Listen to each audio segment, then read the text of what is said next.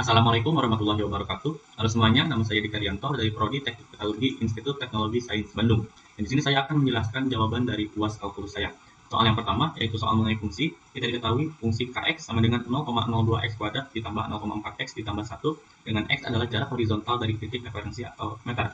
Nah, kita lihat soal yang ditanyakan yang pertama yaitu jenis fungsi dan karakteristik grafik.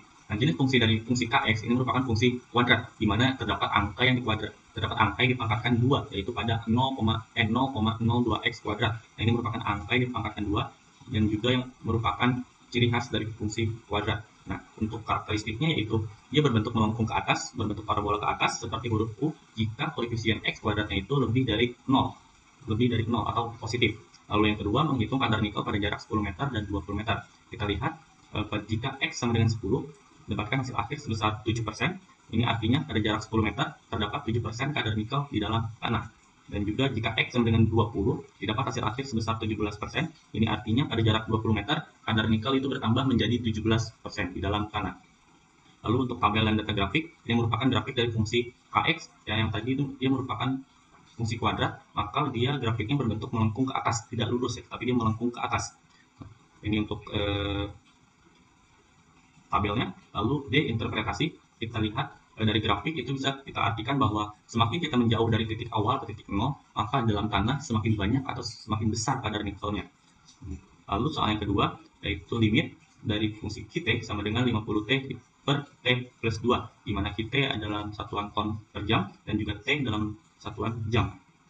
Nah, soal yang ditanyakan yang pertama yaitu hitung limit T menuju 0 dari QT dan jelaskan maknanya. Nah, setelah kita hitung, didapat hasil akhir yaitu 0 ton per jam. Nah, ini mengartikan bahwa saat mesin itu dinyalakan atau pada saat waktu 0, belum ada aliran seluri yang bergerak atau mengalir. Nah, seluri baru akan mengalir setelah mesin berjalan beberapa saat kemudian. Nah, lalu yang B, menghitung limit T menuju tak hingga dari QT. Setelah dihitung, mendapatkan nilai akhir 50 ton per jam. Nah, C, interpretasi. Nah, dari perhitungan tersebut, kita dapat mengartikan bahwa batas kecepatan maksimal dari mesin tersebut adalah 50 ton per jam. Nah, dari hasil perhitungan limit tak hingga. Nah, jadi seberapa lama mesin tersebut bekerja, seberapa lama mesin tersebut beroperasi, maka kecepatannya itu tidak akan melebihi dari kecepatan maksimal itu, yaitu 50 ton per jam.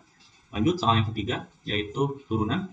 Di sini ada fungsi CT sama dengan 1,8 dikurang 0,04 T dikurang 0,002 T kuadrat. Nah, soal yang ditanyakan yang pertama yaitu menentukan fungsi laju perubahan kadar nikel terhadap waktu. Nah, untuk menentukan fungsi tersebut, kita perlu menghitung turunan pertama dari fungsi CT. Nah, didapatkan turunan pertama dari fungsi CT itu adalah minus 0,04 minus 0,004 T. Nah, ini merupakan fungsi laju perubahan kadar nikel. Nah, tanda minus tersebut dia menunjukkan bahwa kadarnya itu berkurang atau menurun seiring waktu. Lalu yang B, menentukan waktu ketika penurunan kadar nikel paling cepat. Nah, dari fungsi CT ini, fungsi turunan pertama dari fungsi CT ini, jika kita memasukkan nilai T itu, maka hasilnya akan turun. Apalagi jika kita memasukkan nilai T yang semakin besar, maka akan mendapatkan hasil yang semakin besar juga. Nah, misalnya kita masukkan T sama dengan 0, maka akan menghasilkan minus 0,04. Lalu kita masukkan T sama dengan 2, akan menghasilkan minus 0,048. Nah, semakin besar nilai T-nya, maka semakin besar juga hasil yang diperolehnya. Lalu menggambarkan grafik C, T, dan C aksen T. Nah, dari grafik kita lihat yang berwarna biru ini merupakan grafik CT dan yang berwarna orange ini merupakan grafik C aksen T. Nah, pada grafik tersebut, berdasarkan kedua grafik tersebut, kita bisa mengartikan bahwa grafik CT itu menunjukkan sisa nikel dalam larutan yang terus berkurang seiring dengan waktu. Nah, namun grafik C aksen T itu menunjukkan bahwa seberapa agresif penurunannya itu terjadi. Lalu yang D, menjelaskan kaitan hasil analisis dengan efisiensi proses pelindian. Nah, dengan melihat kedua grafik tersebut, kita bisa mengetahui kapan waktu yang pas untuk menghentikan proses tersebut, prosesnya. Nah, jika proses tersebut dibiarkan terlalu lama, maka kadar nikel yang dihasilkan itu sudah sangat sedikit atau semakin sedikit. Nah, lanjut soal yang keempat, yaitu soal turunan, di mana kita mendapatkan fungsi Px ini sama dengan minus 2x kuadrat ditambah 40x ditambah 100, dengan x adalah kecepatan alat putar RPM. Nah, soal yang ditanyakan yang pertama yaitu menentukan kecepatan optimum. Nah, untuk menentukan kecepatan optimum ini, kita perlu menghitung turunan pertama dari fungsi Px. Nah, di mana turunan pertamanya itu adalah minus 4x ditambah 40.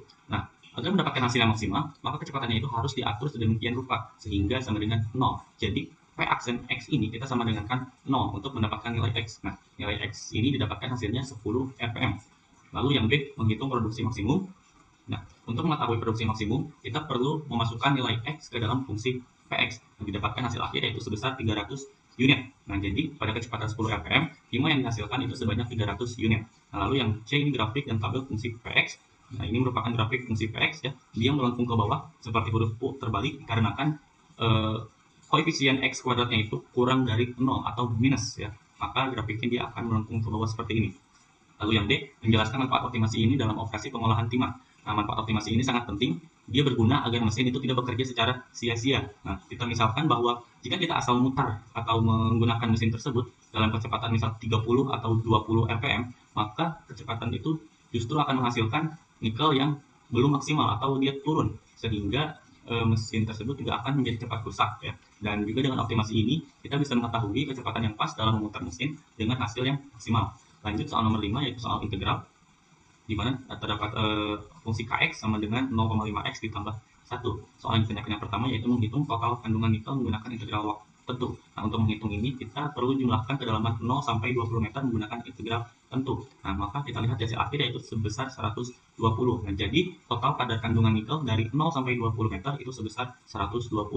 Lalu yang B, menentukan kadar rata-rata biji. Nah, untuk menentukan ini kita perlu total kandungan nikel dibagi dengan tebal lapisan. Nah, maka didapatkan hasilnya itu sebesar 6. Nah, jadi jika seluruh tanah setebal 20 meter diaduk secara merata, maka kadar nikelnya sebanyak 6%. Nah, lalu yang C itu menjelaskan peran integral dalam estimasi cadangan mineral. Nah, peran integral ini yaitu kita dapat mengetahui bahwa di alam kadar nikel di permukaan dengan di bawah tanah itu tidak merata sama. Nah, kadang di permukaan hanya sedikit, sedangkan di dalam tanah sangat banyak. Nah, integral ini dia berperan untuk membantu kita dalam menjumlahkan semua variasi tersebut, sehingga kita tidak harus menebak-nebak, dan hasil integral ini juga dapat digunakan perusahaan tambang untuk menentukan wilayah tersebut apakah layak untuk ditambang atau tidak. Lanjut soal nomor 6, soal integral. Di sini terdapat fungsi ET sama dengan 120 ditambah 5T.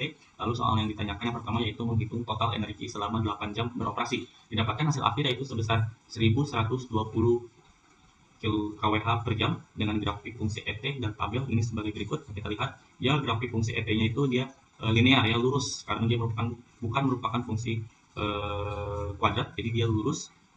Nah, kita lihat interpretasi hubungan energi dan biaya operasional. Nah, kita buat permisalan bahwa biaya listrik untuk per kWh-nya itu adalah Rp2.000. Nah, dari hasil bagian A tadi, kita bisa menghitung total energi yang dihabiskan selama 8 jam adalah 1120 kWh.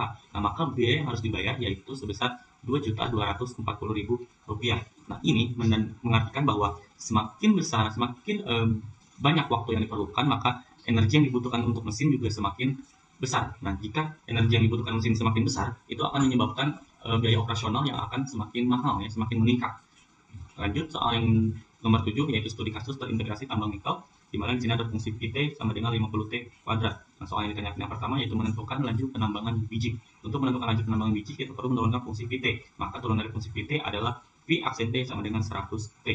Nah, B menghitung total volume biji selama 10%. Untuk mengetahui total volume biji selama 10%, 10 hari, yaitu dengan cara memasukkan nilai 10 hari tersebut ke dalam T pada fungsi Pt, sehingga didapat hasil akhir sebesar 5.000 meter kubik. Yang C, membuat grafik Pt dan laju penambangan dengan Excel. Nah, ini merupakan grafiknya, tabelnya. Ini merupakan grafik dari Pt dan V aksen T, yang dimana yang berwarna biru ini merupakan grafik Pt, yang berwarna orange ini merupakan grafik V aksen T. Nah, lalu yang D, itu ringkasan laporan singkat berisi analisis dan implikasi teknis. Nah, yang pertama itu analisis produksi biji nikel. Nah, berdasarkan data yang kita kumpulkan tadi, jumlah total volume nikel yang berhasil digali itu mengikuti pola fungsi kuadrat yaitu Pt. Nah, di mana Pt adalah volume biji dan T adalah waktu dalam satuan hari. Nah, ini mengartikan bahwa penggalian kita semakin meningkat setiap harinya. Nah, untuk melihat seberapa cepat penggalian kita setiap hari, kita gunakan perhitungan laju penambangan yang merupakan turunan pertama dari fungsi Pt yaitu V aksen T. Nah, angka ini menunjukkan bahwa kecepatan kita menggali tanah terus bertambah secara teratur setiap harinya. Nah, lalu implikasi teknis, nah dikarenakan laju penambangan kita yang terus bertambah dan terus meningkat, terdapat beberapa hal yang harus diperhatikan agar proses penambangan tidak terhenti di tengah jalan. Yaitu yang pertama, beban kerja alat berat. Nah, karena kecepatan kita itu terus meningkat secara teratur, maka mesin-mesin ini dipaksa untuk bekerja berkali-kali lebih lipat dibandingkan hari pertama. Nah, jika kita tidak rajin untuk dalam merawatnya, maka mesin-mesin tersebut berpotensi besar untuk mengalami kerusakan ya, dan karena kelelahan mesin. Lalu yang kedua itu tempat penyimpanan. Nah, dengan hasil tambang yang terus bertambah, nah, kita perlu memastikan bahwa lahan kita untuk menyimpan nikel itu cukup luas. Nah, jika kita memiliki lahan yang sempit dan kadar yang kita memiliki nikel yang terus bertambah, maka dia akan mengakibatkan produksinya itu menjadi macet atau berhenti total. Nah, mungkin itu saja penjelasan jawaban dari UAS kalkulus saya. Mohon maaf bila ada kekurangan. Wassalamualaikum warahmatullahi wabarakatuh.